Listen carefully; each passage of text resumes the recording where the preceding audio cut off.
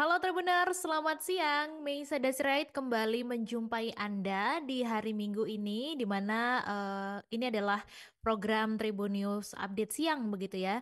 Seperti biasa Tribuners, selama kurang lebih 30 menit ke depan, Mei akan mengajak Tribuners untuk membahas isu-isu terkini yang sedang ramai diperbincangkan begitu ya, baik di media sosial, berita nasional maupun berita regional dan mancanegara. Oke, Tribuners, tanpa berlama-lama, kita langsung saja ke informasi yang pertama, yaitu terkait pembunuhan yang dilakukan oleh suaminya kepada istri di Bener Meriah Aceh Tribuners, di mana kelakuan keji dari seorang suami ini membuat gempar warga karena pelaku bernama Edi Andani ini tega membunuh sang istri bernama Ayuni, kemudian memasukkan jasad istrinya ke dalam drum Tribuners.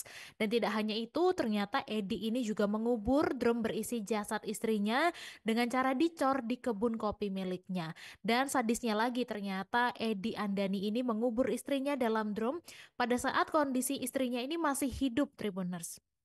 Dan juga akhirnya jasad sang istri ini ditemukan di kawasan kebun kopi di Kampung Uning Teritit, Kecamatan Bukit, Kabupaten Benar Meriah, Aceh pada Kamis 30 Januari lalu, di mana Edi yang membunuh istrinya ini, keduanya ini berprofesi sebagai petani begitu Tribuners, dan mereka merupakan warga asal Kampung Tanoh Abu, Kecamatan Atulintang, Kabupaten Aceh Tengah, Aceh. Dan menurut keterangan dari polisi, motif pembunuhan yang dilakukan Edi ini karena sakit hati Tribuners. Katanya sebelum dihabisi, Edi Andani ini sempat berselisih dengan korban dan Edi saat ini sudah ditetapkan sebagai tersangka pembunuhan terhadap istrinya sendiri, di mana istrinya ini dicor di kebun kopi dan jenazahnya ditemukan di dalam drum. Dan Edi sendiri berhasil ditangkap polisi eh, pada Jumat 31 Januari atau satu hari setelah kejadian. Nah, diketahui Tribuners bahwa Edi ini sempat melakukan perlawanan dan mencoba untuk melarikan diri, namun digagalkan oleh polisi, dan saat ini ia dijerat tentang pasal pembunuhan berencana, di mana Edi ini terancam hukuman pidana mati, penjara seumur hidup, atau hukuman 20 tahun penjara. Kemudian Tribuners, sebagai informasi, setelah ditahan dan menjalani pemeriksaan, polisi juga mengungkap nih motif pembunuhan yang dilakukan Edi terhadap istrinya. Jadi Kapolres Benar Meriah AKBP Tuscar Cipta Herdani mengungkap bahwa motif Edi melakukan hal itu karena didasari sakit hati. Jadi memang Edi dan korban ini terlibat perselisihan, dan perselisihan ini terjadi bermula pada Senin 27 Januari. Kemudian perselisihan dengan korban ini berlangsung beberapa jam sampai Edi akhirnya menyimpan dendam. Nah, sejak itulah Edi membuat rencana pembunuhan kepada korban. Keesokan harinya pada Selasa 28 Januari, Edi kemudian mempersiapkan rencana pembunuhan itu dengan menggali lubang di kebun kopi. Kemudian pada hari Rabunya sekitar setengah 10 pagi, si pelaku ini mengajak korban ke kebun dengan alasan ingin membersihkan area tersebut. Nah, saat korban lengah, di sanalah si Edi ini beraksi melancarkan pembunuhan. Kemudian saat korban ini sedang jongkok, Edi kemudian menghantamkan papan ke kepala korban dari belakang, dan hantaman itu akhirnya menyebabkan korban ini terjatuh dan tidak sadarkan diri. Kemudian saat korban ini sudah tidak bergerak, Edi langsung memasukkan tubuh korban ke dalam lubang yang telah digali. Kemudian Edi juga katanya sempat mengambil gelang emas milik korban nih Tribuners, serta uang tunai 3 juta rupiah yang ada di kantong celana korban. Kemudian dia menutup lubang tersebut setelah mengambil barang-barang dari korban. Dan karena belum tertutup sepenuhnya, pelaku ini sempat kembali ke rumah untuk mengambil pasir serta membeli satu sak semen untuk menutupi lubang secara permanen atau mengecor tempat itu tadi begitu. Kemudian dia pergi meninggalkan lokasi. Dan dugaan korban Ayuni masih hidup ini muncul karena berdasarkan keterangan polisi dari hasil pemeriksaan yang dilakukan terhadap Edi, di mana pihak kepolisian akhirnya menyampaikan jika terkait dugaan tersebut pihaknya masih harus menunggu hasil visum dari pihak rumah sakit untuk memastikan penyebab kematian dari korban. Baik, Tribuners, kita beralih ke informasi selanjutnya, di mana Menteri ATR BPN Nusron Wahid ini mengaku lebih setuju naik sepeda motor, maksud kami mengaku lebih setuju naik sepeda motor ketimbang angkutan umum. Nah, hal ini diucapkan karena terkait usulan agar pejabat negara ini pakai transportasi umum aja di Jakarta. Nah, menurut Nusron bahwa soal naik apa itu baginya tidak substansi sehingga hanya sukarela soal naik angkutan umum begitu. Dan juga Nusron menjelaskan kalau menggunakan angkutan umum terkadang ongkosnya malah bisa lebih mahal dalam waktu tertentu. Dan di dalam kondisi tertentu Nusron ini menilai bahwa kendaraan pribadi seperti sepeda motor justru malah lebih efisien dibandingkan angkutan umum begitu Tribuners. Kemudian juga Nusron menilai bahwa berjalan kaki juga bisa jadi opsi nih yang lebih baik jika jaraknya memang tidak terlalu jauh. Nah, diketahui bahwa sebelumnya Wakil Ketua Pemberdayaan dan Pengembangan Wilayah Masyarakat Transportasi Indonesia atau MTI Joko Setiowarno mendesak agar pengawalan dan patroli untuk pejabat ini dibatasi kecuali untuk presiden dan wakil presiden. Di mana Joko ini menilai kalau pejabat seharusnya lebih akrab dengan angkutan umum untuk memahami kondisi kemacetan yang dialami masyarakat begitu. Kemudian juga Joko ini mengusulkan supaya pejabat negara tidak perlu mendapatkan layanan patwal kecuali presiden dan wakil presiden, di mana dia meminta supaya layanan patwal ini bisa dialihkan untuk penggunaan angkutan umum yang dinilai sudah cukup representatif di Jakarta. Kita lihat saja nanti kebijakannya seperti apa Tribuners, apakah memang para pejabat ini akan bisa menggunakan transportasi umum begitu ya untuk mengurai kemacetan juga. Baik Tribuners, masih pendapat dari Menteri ATR BPN kalau kali ini soal sertifikat pagar laut yang belum dicabut Tribuners. Di mana katanya sebanyak 50 sertifikat hak guna bangunan atau SHGB dan SHM di area pagar laut Tangerang ini sudah dicabut atau dibatalkan. Nah, diketahui total jumlah SHGB di kawasan pagar laut ini ada 263 bidang dan sementara SHM-nya berjumlah 17 bidang. Artinya masih ada ratusan sertifikat yang belum dipastikan nasibnya Tribuners. Kemudian Nusron Wahid ini mengatakan kalau sisa sertifikat lainnya masih dalam proses untuk ditindaklanjuti. Dan Nusron juga memastikan kalau pihaknya akan membatalkan seluruh sertifikat yang ada jika sudah diyakini bahwa lahannya adalah laut. Dan Nusron juga mengatakan bahwa sebelum membatalkan sertifikat di kawasan pagar laut tersebut, Kementerian ATR BPN ini harus berhati-hati dan meyakini bahwa tindakan yang dilakukan itu benar begitu. Kemudian juga dijelaskan bahwa sertifikat yang dibuat di masa lalu telah melalui prosedur dokumen yang lengkap dan terkait apakah dalam perjalanan pelengkapan dokumen itu ada pemalsuan, Nusron ini menyebut kalau tindakan itu bukan urusan dari Kementerian ATR BPN Tribuners. Dan sebagai informasi bahwa Kementerian ATR BPN ini sudah membatalkan sebanyak 50 sertifikat di area pagar laut di kawasan Tangerang begitu.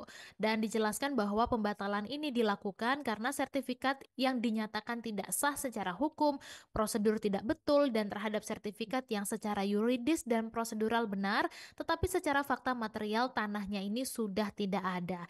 Dan selain pembatalan sertifikat, Kementerian ATR BPN ini juga melakukan audit Tribuners terhadap proses penerbitan sertifikat tersebut. Di mana Nusron juga menegaskan bahwa jumlah sertifikat yang dibatalkan kemungkinan masih akan bertambah. Begitu. Nah, kita berharap juga supaya masalah SHGB dan SHM ini bisa segera selesai begitu ya dan bisa segera diungkap nih siapa dalang dibalik pemasangan pagar laut sepanjang 30 kilometer di Tangerang ini. Baik, kita beralih ke informasi selanjutnya. Kali ini yang viral di media sosial Tribuners, katanya ada karyawan BUMN yang menghina tenaga honorer. Nah, videonya ini viral di media sosial, di mana ejekan karyawan yang disebut bekerja di PT Timah TBK itu bernada merendahkan para tenaga honorer yang memakai layanan kesehatan BPJS. Warganet akhirnya membanjiri komentar negatif nih terhadap karyawan itu. Eee, tapi juga PT Timah juga ikut, dihujat oleh netizen.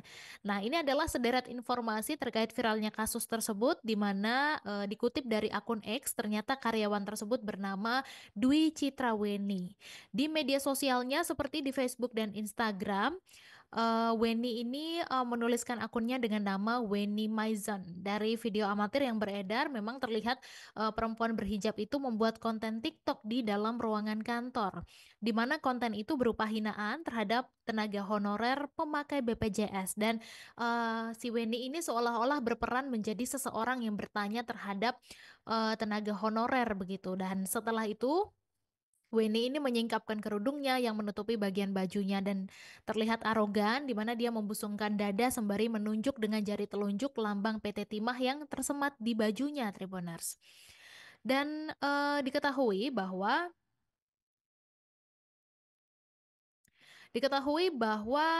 Weni membuat gaduh publik ini ternyata bukan kali pertama ini Tribuners. Jadi sebelumnya memang sudah berulang kali, dia membuat, kegaduhan dan merugikan PT Timah Tbk begitu.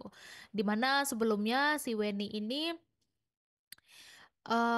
pernah pada pemilu 2024 lalu, dia juga kedapatan melanggar tata tertib dan budaya kerja perusahaan, yakni terlibat kampanye pemilu 2024, yang mana itu tidak boleh dilakukan oleh pegawai BUMN begitu ya. Kemudian juga akibatnya Weni ini dijatuhi sanksi berupa tidak mendapatkan tunjangan fasilitas, tapi kayaknya dia nggak kapok Tribuners sehingga eh, melakukan hal ini lagi begitu ya. Kemudian juga ulah Weni ini membuat PT Timah ini terkena getahnya karena PT Timah juga menjadi banjir komentar negatif nih dari publik. Di mana hal itu terlihat dari banyaknya komentar di postingan PT Timah yang tidak ada hubungannya dengan kasus tersebut. Di mana di postingan terakhir PT Timah yang diunggah pada Jumat 31 Januari, warganet ini membanjiri komentar negatif yang dihubungkan dengan Weni ini gitu. Jadi mereka pada komen untuk memecat Weni dan juga mereka tidak terima karena mereka juga pemakai BPJS begitu. Dan juga sampai berita ini diturunkan belum ada klarifikasi nih Tribuners dari Weni ataupun dari PT Timah sendiri. Dan ketika ditelusuri dari akun Facebook pribadinya, Weni ini ternyata memang sering menuai kontroversi di media sosial begitu Tribuners. Jadi Weni ini seolah menantang warganet untuk berkomentar yang tidak-tidak. Salah satunya konten yang tidak mengenakan hijab di mana dia asik berjoget saat memakai daster dengan belahan tinggi pada bagian kiri dan kanannya begitu. Dan tidak hanya itu, Weni ini juga mengunggah konten lainnya yang juga ramai hujatan. Dan reaksi dari Weni sendiri, alih-alih mengakui perbuatannya yang salah, Wendy ini justru seolah menantang orang-orang untuk memviralkannya dan bahkan dia disinyalir tidak takut sama sekali jika dipecat sebagai PT Timah Tbk milik BUMN. Di mana hal itu disampaikan Wendy melalui Instagram story pribadinya tepat ketika dirinya menjadi perbincangan hangat di media sosial. Bahkan dia menyinggung kalau ingin fokus untuk mengurus usaha kecil-kecilan yang selama ini dijalani dan dalam kesempatan yang sama Weni juga menyebut kalau orang-orang ini nggak perlu nih menggiring opini tentang dirinya begitu. Sayangnya meski tidak takut dengan warganet seusai viral menghina honorer, Weni ini justru kedapatan mendadak mengunci akun media sosialnya Tribuners dan tampak bahwa Weni ini memiliki 13,8 ribu pengikut di TikTok yang kini akhirnya akunnya dikunci. Nah, ini bisa jadi pelajaran juga buat kita semua, tidak hanya untuk pegawai BUMN begitu ya, untuk lebih berhati-hati lagi dalam mengunggah apapun di media sosial, apalagi yang sampai berupa hinaan begitu ya. Jadi pelajaran juga untuk kita agar bisa lebih bijak bermedia sosial gitu. Oke, Tribuners, kita beralih ke informasi selanjutnya, di mana ini ada kabar bahwa acara selamatan di Ponorogo, Jawa Timur yang berakhir petaka, di mana 46 orang ini mengalami diare karena diduga keracunan dan bahkan ada satu orang yang tewas. Jadi memang tidak ada yang menyangka Tribuners bahwa acara selamatan ini berakhir dengan petaka, di mana peristiwa ini terjadi di Dukuh Tengah, Desa Bondrang, Kecamatan Sawo, Kabupaten Ponorogo, Jawa Timur pada Kamis 30 Januari malam. di mana sedikitnya ada 46 warga yang diduga keracunan makanan, bahkan ada satu orang yang tewas. Kemudian dari Kasat Reskrim Polres Ponorogo, AKP Rudi Hidayanto membenarkan bahwa terkait dugaan keracunan ini, di mana betul ada total 46 orang yang keracunan dan satu diantaranya tewas begitu Tribuners. Kemudian juga puluhan orang itu diduga keracunan hidangan saat acara zikir fida di rumah Miswaji, warga RT 1 RW 1 Dukuh Tengah, Desa Bondrang, Kecamatan Sawo, Kabupaten Ponorogo pada Kamis 30 Januari malam. Di mana dijelaskan bahwa awalnya warga yang diperiksa ini lemas, muntah-muntah seperti diare, kemudian selain yang dirawat, kondisinya juga lemah tapi tidak begitu parah. Jadi keluhan dari para warga ini memang sebagian ada yang muntah dan panas, dan mereka yang diduga keracunan itu akhirnya periksa pada keesokan harinya setelah malamnya ini ikut selamatan tersebut begitu Tribuners.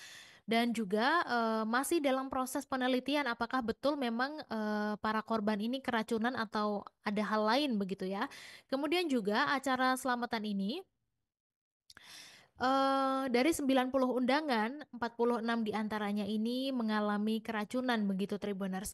Dan juga dijelaskan bahwa menu yang disajikan adalah sate gulai kambing untuk makan di tempat. Dan juga dijelaskan bahwa yang punya acara ini memilih untuk pesan makanan itu di catering sehingga mereka tidak repot untuk memasak begitu. Dan juga dari Kades Bondrang, Pria Sukaca menjelaskan bahwa acara zikir ini digelar pada Kamis 30 Januari malam. Kemudian memang pada Jumatnya warganya ini mengalami muntah-muntah begitu ya. Kemudian juga Satreskrim Polres Ponorogo ini sudah terjun ke lokasi keracunan massal yang diduga akibat hidangan selamatan zikir ini dan menelusuri begitu. Setelah mengambil sampel makanan, anggota kepolisian juga meminta keterangan beberapa saksi dan juga keterangan dari pemilik rumah yaitu Miss Waji, di mana dugaan keracunan ini muncul karena warga memang mengalami mual, muntah, pusing dan juga diare begitu. Dan menurut Rudi bahwa untuk menentukan apakah yang bersangkutan keracunan karena makanan yang dikonsumsi juga masih menunggu hasil dari laboratorium.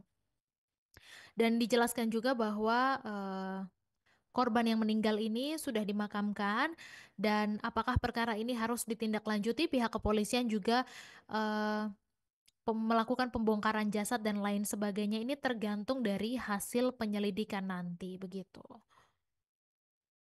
Baik, Tribuners, kita beralih ke informasi selanjutnya, di mana ada warga sejoli yang masih berstatus pelajar yang menjadi korban pemalakan 2,5 juta rupiah nih Tribuners di perumahan Tanah Mas Semarang pada Jumat 31 Januari malam. Dan pelakunya adalah 3 orang, yaitu 2 oknum polisi, Aibtuka dan Aibda R serta seorang warga sipil berinisial S, dan saat ini ketiganya sudah diamankan di Polsek Semarang Utara. Jadi korban ini diketahui sempat berteriak minta tolong sampai mengundang perhatian warga sekitar. Nah, awalnya warga ini mengira bahwa terjadi penarikan mobil oleh debt collector. Nah, ternyata setelah diperjelas terjadi aksi pemalakan atau pemerasan oleh oknum polisi dan korbannya adalah pasangan kekasih. Warga akhirnya langsung gerak cepat untuk mengepung ketiga pelaku karena panik oknum polisi sempat mengancam akan menembak warga nih Tribuners. Dan peristiwa ini terjadi pada Jumat malam di mana Piket Fungsi Polsek Semarang Utara mendapat laporan bahwa adanya kejadian pemerasan di Jalan Telaga Mas. Dan saat polisi tiba di TKP, kerumunan massa yang mengepung mobil warna merah ini sudah terjadi. Kemudian kejadian pemerasan itu bermula saat korban bersama pacarnya ini parkir mobil di sekitar Sekolah Terang Bangsa Semarang Barat. Mereka kemudian didatangi oleh mobil merah dan 3 orang ini turun menanyakan sedang apa.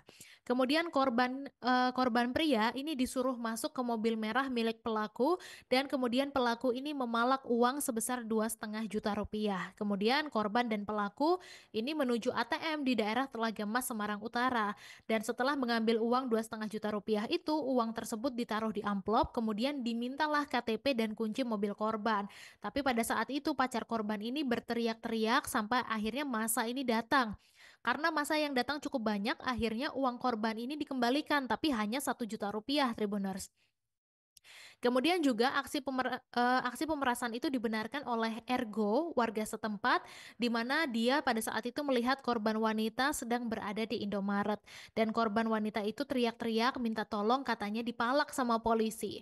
Kemudian Ergo ini melihat di dalam mobil merah ini memang terdapat 3 orang pelaku dan 1 korban atau si pihak laki-lakinya tadi. Dan korban laki-laki saat itu akan mengambil kunci mobilnya yang dibawa oleh pelaku. Dan pada saat kejadian itu, akhirnya warga mengepung mobil pelaku dan warga juga sudah mencoba jalur kekeluargaan tapi tidak direspons oleh pelaku. Bahkan pelaku ini sempat mengancam akan menembak warga yang tidak mau menjauh dari mobilnya. Dan dikatakan bahwa warga yang mengepung ini ada sekitar 50 orang hingga akhirnya pengemudi mobil merah ini menyerah dan diinterogasi oleh warga. Nah, terkait kejadian ini, Kapolsek Semarang Utara Kompol Heri Sumiarso menyebutkan bahwa perkara ini sudah dilimpahkan ke Polrestabes Semarang.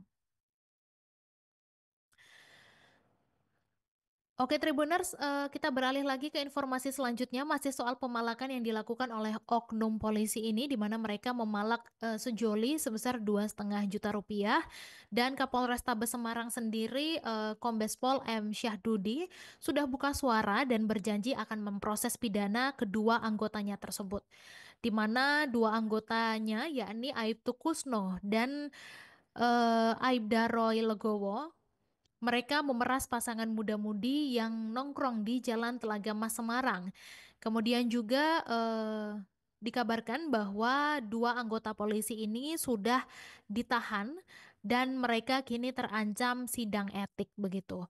Kemudian juga kedua anggota tersebut saat ini sedang dilakukan pemeriksaan oleh Seksi Propam Polrestabes Semarang, Tribuners. Jadi, kita tunggu saja bagaimana nanti nasib dari kedua oknum polisi yang melakukan pemerasan ini, di mana mereka juga sempat mengancam, akan menembak, korban maksud kami warga yang pada saat itu mengepung begitu ya. Baik, kita beralih ke informasi selanjutnya. Anggota Komisi 13 DPR RI fraksi Partai Golkar yaitu Umbu Kabunang Rudianto Hunga menyesalkan soal peristiwa perampokan nih Tribuners yang terjadi pada warga negara asing Ukraina yang dilakukan oleh geng Rusia di Bali, di mana Umbu ini meminta aparat kepolisian untuk menelusuri senjata api yang digunakan oleh pelaku saat merampok. Dan dia juga mendesak aparat penegak hukum untuk menindak tegas warga negara asing yang mengganggu keamanan dan ketertiban masyarakat di Bali. Karena Umbu ini khawatir tindakan yang dilakukan WNA ini malah bisa memperburuk citra Bali sebagai salah satu destinasi wisata terbaik di dunia. Dan selain itu, dia juga meminta Kementerian Imigrasi dan Pemasyarakatan untuk memantau pergerakan WNA di Bali. Karena memang pihaknya sering menerima keluhan masyarakat mengenai tindakan turis di Bali ini yang sering membuat keresahan begitu ya Tribuners. Dan juga diketahui kejadian tersebut terungkap dalam sebuah video yang berdurasi 1 menit dan viral di media sosial. Di mana dalam video itu tampak mobil yang ditumpangi korban ini diadang oleh sebuah mobil berwarna hitam dari arah depan.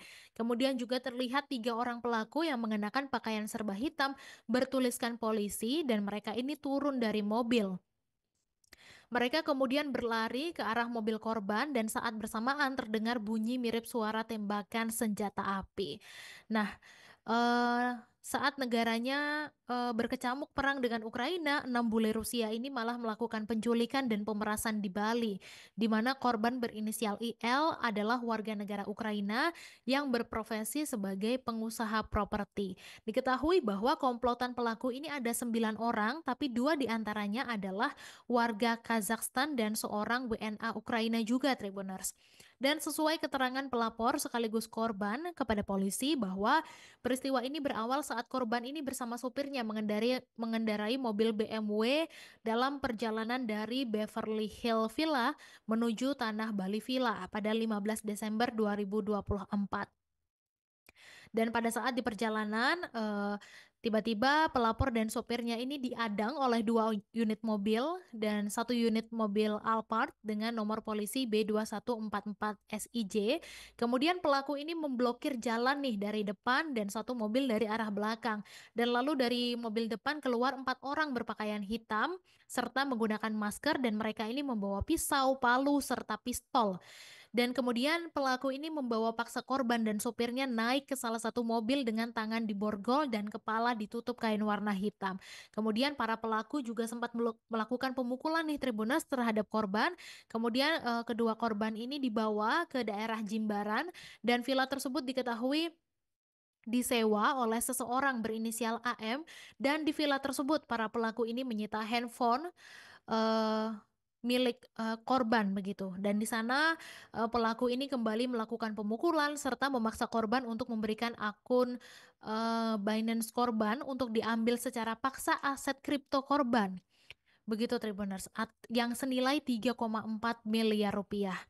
Kemudian dengan adanya kejadian tersebut, korban ini mengalami luka di bagian telinga kanan, pergelangan tangan, dan juga luka lebam di tangan dan matanya. Kemudian korban ini melapor ke Polda Bali pada 20 Desember 2024 dan polisi sudah mengantongi juga identitas para pelaku. Dan diketahui juga bahwa polisi ini sudah memanggil para terduga pelaku, tapi meski sudah dipanggil, mereka ini tidak hadir dan polisi juga masih terus mengejar para terduga pelaku. Dan dikabarkan bahwa satu pelaku sudah berhasil diamankan di Bandara Internasional I Gusti Ngurah Rai Bali saat hendak kabur ke Dubai. Nah, ini juga bisa menjadi pelajaran begitu ya Tribuners untuk lebih mengawasi karena memang warga negara asing yang berlibur ke Bali ini semakin hari, kelakuannya semakin tidak terduga begitu. Setelah sempat beberapa waktu lalu juga, viral karena memang WNA ini tidak patuh terhadap lalu lintas dan sekarang juga bahkan berani untuk melakukan perampokan begitu ya Tribuners. Kita berharap agar para WNA yang, berlibur ke Bali dan, di wilayah di Indonesia bisa mematuhi tata tertib dan bersikap, sopan dan santun begitu ya. Baik Tribuners, kita beralih lagi ke informasi selanjutnya di mana ini soal, kabar bahwa medical check up gratis yang sudah bisa dinikmati mulai 1 Februari 2025 Tribuners. Ini kabar baik juga tentunya di mana Kementerian Kesehatan Republik Indonesia akhirnya meluncurkan program medical check up gratis yang mulai berlaku pada 1 Februari 2025.